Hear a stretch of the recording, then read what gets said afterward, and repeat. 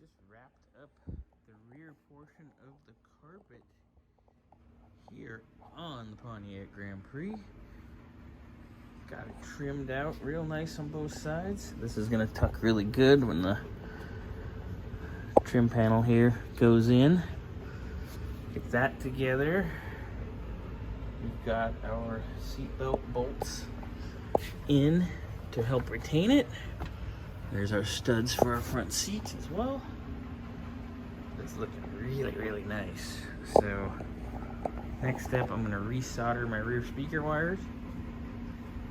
And then I'm gonna put in our rear panels and our back seat. And of course our rear seat belts. And then all that'll be finished. Styling.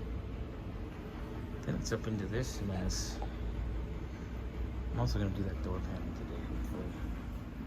Right, so we got the rear carpet done. We've got our front seat belts in to retain our carpet a little bit. And take a gander at that. Left rear quarter trim done. Dun dun dun! Rear carpet, check.